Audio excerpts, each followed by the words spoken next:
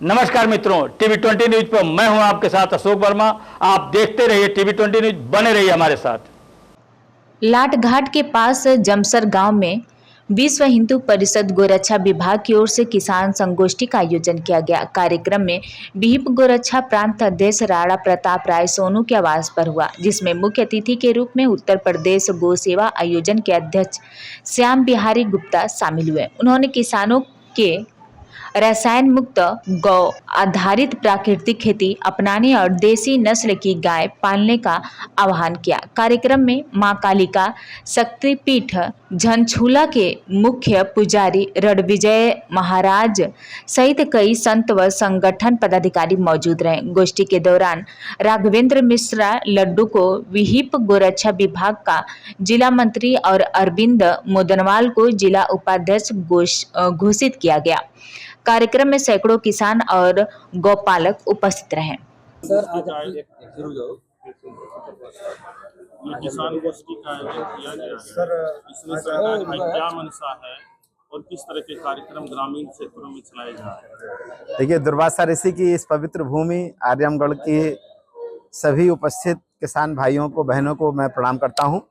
आज ये गोष्ठी का आयोजन हमारे आदरणीय राणा प्रताप राय जी के यहाँ किया जा रहा है और इसमें उपस्थित श्रीमान गौरव रघुवंशी जी, रणविजय जी, भानु जी, प्रशांत जी, अरविंद जी, श्रीमान सतीश जी और हमारे डॉक्टर गुरुप्रसाद जी बीएचयू के जो डेयरी साइंस में हैं वो अभी आने वाले हैं। देखिए, आप देख रहे हैं कि 1947 में जब देश स्वतंत्र हुआ था उस समय हमारी आबादी 34 करोड़ थी और गौवंश की संख्या 32 करोड़ थी। मतलब लगभग एक व्यक्ति पर एक गाय थी। लेकिन कांग्रेस की गलत नीतियों के कारण जो देश का विकास हुआ, आज देश की आबादी का यदि औसतन अनुपात लगाएंगे तो आबादी तो हो गई 140 करोड़ और गौवंश की संख्या बची है मात्र 8 करोड़ पूरे देश के अंदर। यानी लगभग 16 लोगों पर एक गाय आ रही है। खेती का रकबा लगातार कम हो रहा है, पेट्रोलियम का संकट बढ़ने वाला है, वैश्विक जो युद्ध हो रहा है इससे आने वाले समय में हमारे पास में चाहे कच्चा तेल है उसकी संकट आएगा। इस सारी समस्याओं का समाधान गाय है। और बीमारियां जो बढ़ रही हैं, कैंसर बढ़ रहा है, नपुंसकता बढ़ रही है, खेती की लागत बढ़ रही है, इन सारी समस्याओं का समाधान है वह है गौ आधारित बहुफसली प्राकृतिक खेती। और उसका आधार है किसान खेत पर गाय, गौमूत्र का संचय और गोबर गैस संयंत्र और गौ आधारित जहर मुक्त खेती, खेती आधारित कुटीर उद्योग। बढ़ी हुई आबादी को कोई भोजन देना है तो वो किसान के द्वारा ही संभव है। पूरे उत्तर प्रदेश में 25 करोड़ आबादी है और गौवंश की संख्या लगभग 1 करोड़ 90 लाख है। और जिस तरह बेतहाशा बीमारी बढ़ रही है, अस्पताल बढ़ रहे हैं, सबका समाधान पूज्य योगी आदित्यनाथ जी के नेतृत्व में और देश के प्रधानमंत्री माननीय नरेंद्र मोदी जी के नेतृत्व में इस देश में national mission for natural farming और गौ आधारित प्राकृतिक खेती का अभियान चालू हुआ है। और इसके अंतर्गत एक गाय देसी 5 एकड़ खेती हो जाती है। पहले क्या होता था कि 5 गाय से 1 एकड़ की खेती होती थी। अब वो ऐसी पद्धति आ गई है जिसमें हम एक गाय जिसके गोबर गौमूत्र से जीवामृत बनाते हैं, 3 दिन में जीवामृत बनके तैयार हो जाता है। एक प्लास्टिक के ड्रम में 10 किलो गोबर, 5 लीटर गौमूत्र, 1 किलो गुड़, 1 किलो बेसन, 200 ग्राम मिट्टी, 200 लीटर पानी, 6 चीजें मिला दीजिए, 3 दिन में जीवामृत बनके तैयार। तो इस गोष्ठी का जो अभियान है, बच्चों की थाली में जहर मुक्त भोजन, बच्चे पियेंगे गाय का दूध, खेती कराएगा गोबर गौमूत्र, ये 2 बिंदुओं को लेकर काम कर रहे हैं हम लोग। गो संरक्षण के लिए जी सरकार इतना प्रयास कर रही है जी, फिर भी गो हत्याएं, गोकशी रुक नहीं रही है। क्या कहना चाहेंगे, सरकार फेल है या प्रशासन उस पर ठीक नहीं चल पा रहा? देखिए, 2017 के पहले पूरे उत्तर प्रदेश के अंदर और पूरे देश के अंदर गौवंश की तस्करी होती थी, कत्ल खाने चलते थे। लेकिन 2017 में जिस दिन पूज्य योगी आदित्यनाथ की सरकार बनी, 2017 के पहले गाय किसान कसाई को देख के कांपती थी।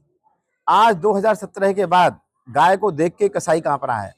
इक्का दुक्का कहीं घटनाएं हो रही हैं और उसके लिए जो दूसरे दलों के, जो वित्त पोषित दूसरे दलों से जो प्रमोटेड लोग हैं, जो पहले करते थे समाजवादी पार्टी के कार्यकाल में, जो इस गौ तस्करी और गौ हत्याओं का काम करते थे, उनके जो सरगना के कुछ लोग इक्के दुक्के बचे हुए हैं, उनके माध्यम से कोई घटना दुर्घटना इस तरह की हो रही है। अब अभी पशुपालन निदेशालय के द्वारा पूरे उत्तर प्रदेश में जो 7,700 गौशालाएं चल रही हैं, यहाँ आवेदन मांगे गए हैं। वो लोग जो महिला स्वयं सहायता समूह FPO चलाते हैं, या स्वयंसेवी संस्थाएं, गौसेवी संस्थाओं से आवेदन मांगे कि आप गौशाला का संचालन का काम लीजिए। आप आश्चर्य करेंगे कि पूरे प्रदेश भर के 75 जनपदों से अब ये गौशालाओं का संचालन जो ग्राम प्रधान के द्वारा चल रहा है, ये धीरे धीरे करके संचालन का काम अब महिला स्वयं सहायता समूह, एफपीओ, गौसेवी संस्थाओं को दिया जा रहा है। और एक गाय गौशाला से ले जाओ 1500 रुपये महीना पाओ, 4 गाय ले जाओ 6000 रुपये महीना पाओ। और सुखद आपको आश्चर्य लगेगा, और जो अब उत्तर प्रदेश में हो रहा है कि अभी बुलंदशहर में 10 रुपये लीटर गौमूत्र खरीदने की गौमूत्र की डेयरी चल रही है। उत्तर देश के में गुजरात में एक बनासकांठा है जहां पर लगभग 7000 लीटर पर डे 5 रुपये लीटर गौमूत्र को खरीदा जा रहा है। तो उत्तर प्रदेश में अभी हम लोग 8 स्थानों पर प्लान किए हैं जहां पर गौमूत्र को 10 रुपये लीटर खरीदा जाएगा। गौमूत्र से जीवामृत बनेगा, गौमूत्र से कीट नियंत्रक बनेंगे। दुनिया में जो बैंड पेस्टिसाइड हैं, कि 10 ग्राम जो को कीटनाशक दवा कोई पी जाएगा लोग मर जाएंगे, ऐसे पेस्टिसाइड को हम भिंडी, लौकी, तरोई, करेला पे छिड़क के बच्चों को खिला रहे हैं। इसलिए के कारण घर घर में जहर बढ़ रहा है, बीमारियां बढ़ रही हैं। तो हमारा माननीय पूज्य योगी आदित्यनाथ जी के नेतृत्व में, माननीय प्रधानमंत्री जी के नेतृत्व में अब अभी माननीय मुख्यमंत्री जी ने 23 दिसंबर को जिस किसान का सम्मान किया उसका नाम है डॉक्टर प्रियोणी जी बुलंदशहर का 75,000 रुपए का अवार्ड दिया है, जो 10 रुपये लीटर गौमूत्र खरीद के गौमूत्र से ग्रोथ प्रमोटर तैयार कर रहा है, गौमूत्र से खेतों के लिए फसल रक्षक तैयार कर रहा है। जब हम इस काम को करेंगे, गौमूत्र बिकेगा 10 रुपये लीटर, गोबर बिकेगा 5 रुपये किलो। अभी उत्तर प्रदेश के अंदर 60 कंप्रेस्ड बायोगैस प्लांट लगाए जा रहे हैं, यानी गोबर को भी खरीदा जाएगा, धान की पराली, गेहूं का टटरा, सब्जी मंडी का कचरा, फल मंडी, इससे बायोगैस बनेगी और बन के कंप्रेस्ड बायोगैस को सिलेंडरों में भर के आपके घर घर में सप्लाई होगी। और ये जो आइसर गाड़ी पे जो 60-70 गोबर गैस के जो सिलेंडर आते हैं, उनमें कंप्रेस्ड बायोगैस से भर के गली गली, मोहल्ले मोहल्ले में आपके कंप्रेसर से गैस की सप्लाई दी जाएगी। यानी जो आज 12 लाख करोड़ रुपए का पेट्रोलियम पर हमारा खर्च हो रहा है, हम उसको भी रोकेंगे। डीएपी यूरिया, एक बोरी डीएपी जो 3771 रुपये 65 पैसे की आती है, किसान को 1350 रुपये में मिल रही है। और जो है सरकार की सब्सिडी 2421 रुपये 65 पैसे जाती है।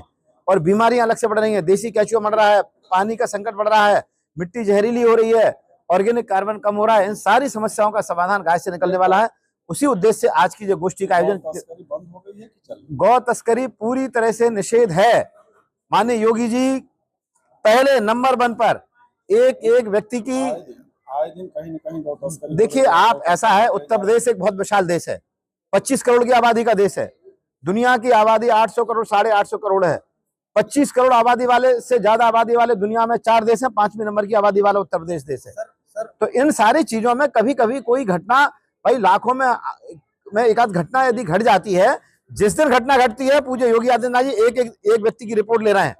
और जिस तरह से बुलडोजर चलाने का काम कर रहा है, देश के अंदर ऐतिहासिक काम पूज्य योगी आदित्यनाथ जी कर रहे हैं। आज तक इस धरती पर किसी भी व्यक्ति ने गौ संरक्षण के लिए, गौ संवर्धन के लिए इतना बड़ा काम नहीं किया होगा।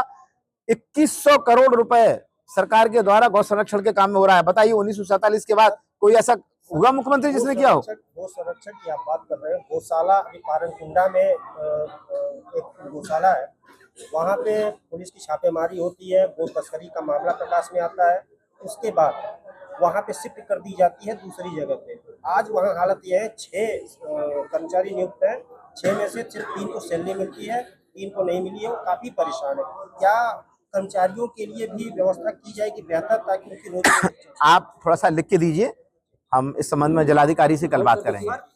गौशाला एक धार्मिक भावना है, गौ रक्षा एक धार्मिक भावना है, लेकिन ग्रामीण स्तर पर देखा जाए तो गौ पालन और गौ रक्षा के साथ साथ इसको अर्थव्यवस्था के साथ भी जोड़ा जाता है। देखिए पूरी तरह से गाय अर्थव्यवस्था का आधार थी। जब 5 रुपए किलो गोबर, 10 रुपए लीटर गौमूत्र खरीद के बायोगैस बनेगी, पेस्टिसाइड बनेगा, खेतों में जाएगा, गाँव में केमिकल्स की आवश्यकता नहीं रहेगी, पेट्रोलियम पे खर्चा हमारे रुक जाएंगे। आने वाले 2047 तक विकसित भारत 2047 का जो लक्ष्य है, हम लोग तो 61 साल के ऊपर हैं, ये आने वाले जो आज 15 साल के, 10 साल के, 12 साल के बच्चे हैं, जब ये 30-35 साल के नौजवान होगा, कोई प्रधान बनेगा, कोई प्रधानमंत्री बनेगा, कोई मुख्यमंत्री बनेगा, कोई विधायक बनेगा, इनके हाथों में हमें एक अच्छी धरती, अच्छा पानी, अच्छी हवा, अच्छा भोजन, गाय का दूध, बढ़ती हुई नपुंसकता का इलाज केवल गाय का दूध घी दही है। भगवान राम को विवाह में राजा जनक ने 1 लाख गाय दी थी, और गाय का दूध, हमारे यहाँ विवाह होता था, विवाह में कन्यादान के पहले गौदान दी जाती थी। क्यों दी जाती थी? गाय लड़की भी पिएगी गाय का दूध और दामाद भी पिएगा उसका गाय का दूध पिएंगे तो अच्छे ज्ञानवान बुद्धिमान वीरवान संतानें पैदा होंगी। दुनिया का सबसे बड़ा वीरवर्धक कोई पदार्थ हो देसी गाय का दूध, घी, दही, छाछ है। इसलिए गाय हमारे जीवन का अंश थी। गौ रक्षा का उपाय केवल एक ही है, किसान के खूंटे पे गाय। हम लोगों का अभियान है किसान के खूंटे पे कम से कम 2 गाय। इस लक्ष्य को लेकर गौ सेवा आयोग काम कर रहा है।